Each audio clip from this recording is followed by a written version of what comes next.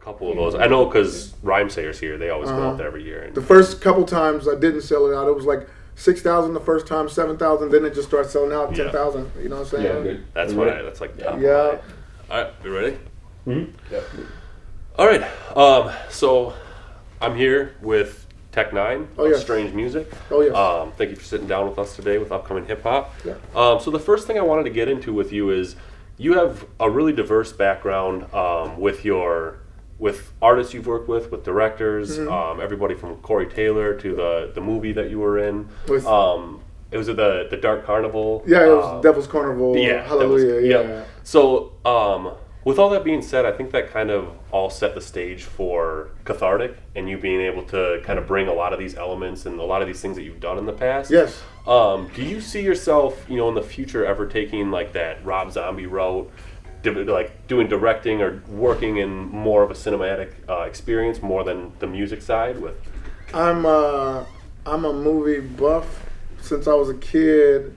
And it was only right because I love cinema, you know what I'm sizzling. So I just really started, man, like when we did Brightfall. That was my first time writing a script. Right. You know, when we did Brightfall like a year ago, maybe. I don't know when it came out. Nobody saw it because it messed up somehow. Yeah. And nobody could get to it. I'm like, So that was my first time writing. I got this little screenwriting app in my phone called DubScript, So when I was in Australia, I forgot I did Australia too, dude. Yeah. When I was in Australia, I was just in my room during the day, just writing Cathartic, Okay. and sending it to my video crew. Like we're gonna put all these songs together, and I'm gonna create this story that started from a real story that happened to me, and just build on top of it. You know what I'm saying? And people love it. You know what I mean? So I don't know. Maybe I will get into writing. You know what I'm sizzling? But I'm a pup in it. Just like I'm a pup with the beer thing with the Bulu, I'm a pup in the game. So I have no idea. I feel weird acting. I don't feel as empowered when I'm on the stage, like doing that. I feel like a superhero. Right. When I'm acting, I feel like I am horrible. You know what I'm saying? So I'm not comfortable acting. And people are like, you want to do more movies? I'm like, I love movies. I like to go watch them. You know what I'm saying? Maybe I could shoot them. You know what I'm saying? Like, it's happening with Cathartic in season 1 and season 2, Yeah. So I don't know, man. I don't know. I'm weird with it. Right. I like it. And I've seen it a lot with a lot of artists. There's one in the Twin Cities here, Y. Khalik, who did a whole project called The Mustard Seed, and it was all about his background story, and a lot of it tied into that. And so it's neat to see these, like, it's about a 20-minute film, and he scatters his own music in there, and he's got the basic music videos for it. But yeah, I always thought that was interesting, and maybe it comes from the side of like you doing. When you're on stage, it's kind of at your own, like this is what you do. Yes. But when you're acting, it's kind of them directing you to do something, and it's a little bit. Well, I was the director. I wrote all the words. I wrote everything for everybody to say. I created the scenery, all that. My video crew, they just went to go scout the places. Like I would draw it out, like it needs to be in a detainment center, they found that. It needs to be in a courtroom, they found that, you know what I mean? They just found, and we just go, you know what I'm saying, off of my, what I wrote. I did everything, you know what I mean? So nobody's really telling me, so say it like this, Tech, you know what I'm saying? I'm just saying it like, okay. Let me try it again, dude. I don't think I like that one, Sure. What I mean? It's a weird situation. Yeah, and then so, sticking with, the stuff that's outside of your music, we're coming up on 17 years since Absolute Power came out, and you've got a lot of music under your belt. And as you kind of slow down with, I don't want to say slow down with music, but as you get to that point where you're not going to be, touring 180 shows at 65 years old or so. I mean, maybe you will. You've been going pretty strong for this, but no. When Planet came out, I told my fans it was going to be 4 more years. Right. You know what I'm saying? So it's getting close. Yeah. So it's like I said, when I turn 50, I want to slow down. You know what I'm saying? I'll be 48 this year. Yeah. You know what I'm saying? In November. So I told them that I would like to slow down touring and slow down on putting out CDs. I mean, not CDs. I'm sorry, music. Yeah. CDs. Goddamn, I can tell them, back in the day. But anyway, but as I've been doing these tours this year, You know what I'm saying? I see my fans are getting younger. They're not gonna let me. Right. They're not gonna let me stop. So I keep getting better and better, and you know what I'm saying, the artists, the new artists coming out, you know what I'm saying, like Token, they want to rap, you know what I'm saying, Mercules, you know what I'm saying, Joyner Lucas, you know, Logic, you know what I'm saying. These are, you know, it's like, you know, I don't know how I'm gonna stop, and I'm still, right. you know what I'm saying, still like there, you know what I mean, like, right. So I would like to slow down, but I don't think my fans are gonna let me, and I don't know how to stop on all these people that have my face tatted on their bodies, you know what I'm saying? It's like I don't know how to stop with people to say that my music is medicine for them, you know? Right. Yeah, and that's what's difficult when it comes down to it is, you know, being in this, and you see, even when I go to your shows now, you got 6-year-old kids that are rapping your verses and are Evil Brain, Angel Heart. Right. I'm like, wow. Right, and it's it's really crazy to see that. And so jumping back into just kind of the collaborations you've done in this, all the you know, working with Corey Taylor, working with Jonathan Davis, the metal side of your music and everything. Mm-hmm. I thought it'd be cool to kind of see if you could give a rating out of 5 of these rap rock combinations through the past history. So the first one would be Linkin Park, Jay-Z, the Encore. Dope. Yeah. So that's one of my favorites. I mean, Linkin Park is incredible. When I saw that, I was like, wow. Yeah. I was already doing rock and rap, you know what I'm saying? So I was just like, ooh, that was going to be me. And then some years after, I was supposed to do a song with Linkin Park through Scoop DeVille, I think, was doing a remix of Burn It. It was Burn It Down? Yeah, Burn It Down or something like that. And I did my verse, but it never came out. Oh, so like, man, that would have been... Well, and you did the Five Finger Death Punch. Yeah, I did Five Finger Death Punch, you know what I'm saying? Last time I saw Chester, man, we were doing Rock on the Range, man. And they had me in the front row after my show, you know what I'm saying? And he came out, he saluted me, and Sonota did too. I'm like, what's up, brothers? Y'all know we supposed to do this song. And then I was on vacation. I took my lady to Puerto Rico for her birthday, her 30th birthday or something like that, and we got the news about Chester. Yeah. It killed me. Jonathan Davis. I hit Jonathan Davis. I said, "Tell me this is not real." He's like, "Yes, it is." Bro. Yeah, and then it's even harder when you go back and listen to his music and you hear some of the signs in there. Yeah. So going back just a little bit further from that would be Run DMC and Aerosmith. Aerosmith, yeah, Walk This Way, yes.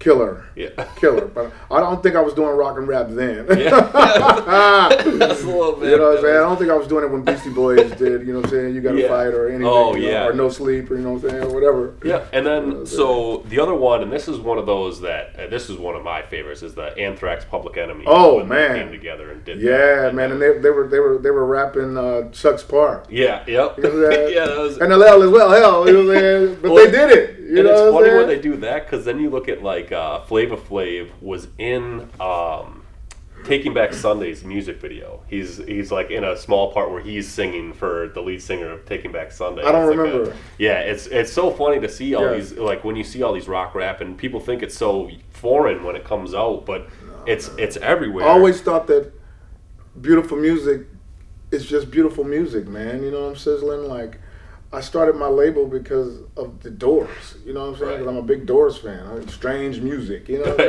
saying? Like, a gangster rap label inspired by rockers, you know what I'm saying? So it's like, it should be about beautiful music, man, and, you know, us getting together and making it work, you know what I'm saying? Because whenever I put out my so they call it rap rock or whatever. Right.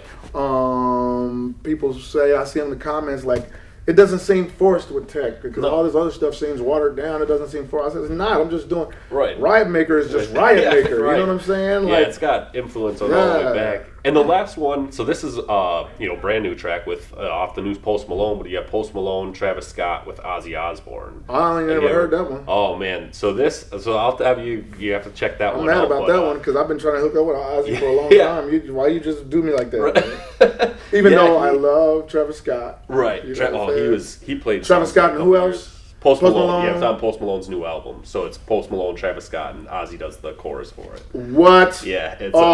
When I meet Post for the first time, I'm like, Yeah, so you'll have to check it out. Is it dope, man? I liked it. I was Ozzy's performance is really good. He does the vocals in it. And does it sound like Ozzy? Like, oh yeah, it's the old. It's very. I'm trying to think of how like I can hear the melody, but I don't know what the words are. It's all good. I'm gonna look it up after. But yeah. All right, and then so the last thing I just wanted to do here is we always reach out to the fans and try to get questions from them, because I know, with me being a fan of a lot of music, it's always awesome for me to get to sit down with guys like you. So I like to give back to that and let the fans bring their own question. Right. So this one, this question comes in from Facebook, and they asked, how does it feel to be wildly popular in the Midwest, but then when you kind of like, what's the difference between coming from like playing a show in the Midwest to maybe going into like Atlanta, where Midwest chopper style doesn't fit as well as like the new trap style that's kind of taken over there? And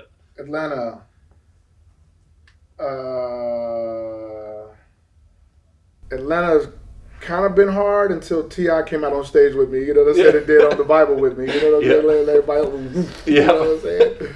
So it's hard to say, because I've been doing shows in Atlanta for a long time, man. And some of them are big, some of them are smaller, some of them are big, some of them are smaller. It's not weird, because everywhere we go, we try to build fans. Same thing in New York. You know what I'm saying? It's just a gradual build of technicians. Right. That's how we did it everywhere else. Not just in the Midwest. I'm talking about like Seattle, you know what I mean? Alaska, Denmark is the biggest, you know what I'm saying? Like, I just watched your interview over in Denmark there. And you know what I'm saying? Well, Denmark was the biggest until Kansas City. We did 70,000, so.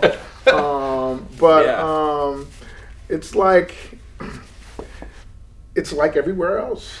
You was trying to break it, and we've been breaking it piece by piece every time we go back.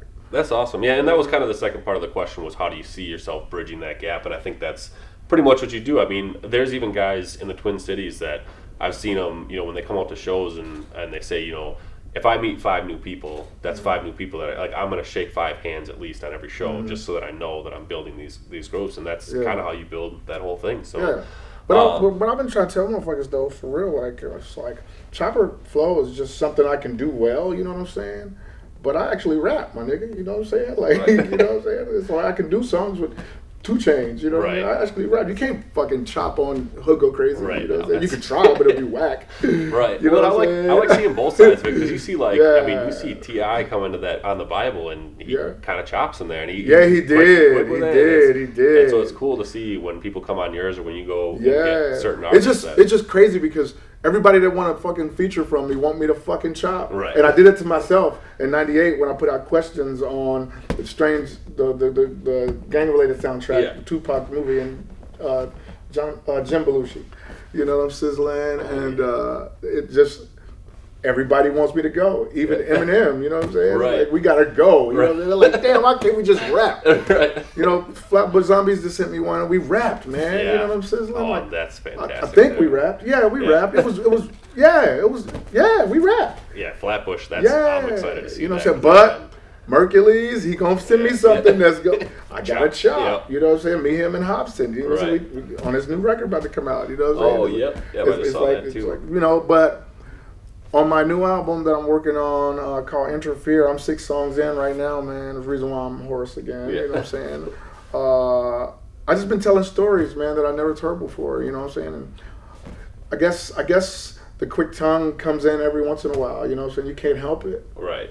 You know what I'm saying? Because it's a part of the flow, but the flow can do anything. Right, and I like that. I mean, you're going to stick with those type of things, and I like when you came up with Planet and you said, you know, I'm rapping for me now, I'm not rapping for my fans. Exactly. In that sense that you're going to do what you love to do, and I think that's really great. So so I just want to say thank you again, and if you take the last 30 seconds here or so to just kind of let everybody know what you got coming up, what you're working on, anything that you're... I'm working on my new record, Interfere.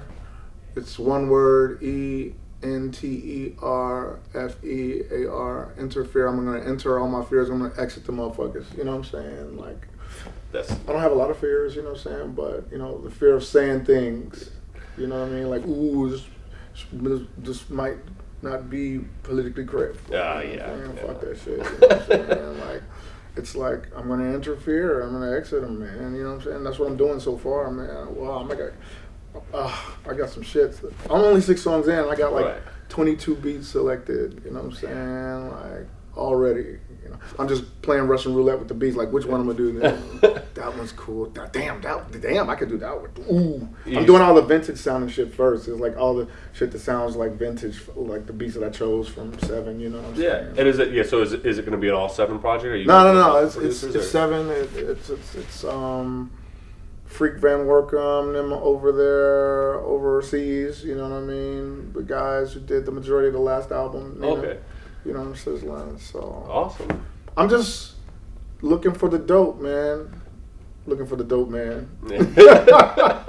talking about with beats. Right. You know, I've been clean for 17 years. You know what I'm saying? I mean, you know, hard drugs. You know what I'm saying? Like Eddie's, edibles. I might be like, when I ain't got nothing to do, like, ooh, plane ride. It's a brain relaxing thing. You know, it's just a brain massage. Right. A 10% or 10 milligrams or whatever. That's perfect for me. You know what I'm saying? Them motherfuckers be doing them 50s, and I'm like, I'm cool. I don't want to be that high, dog.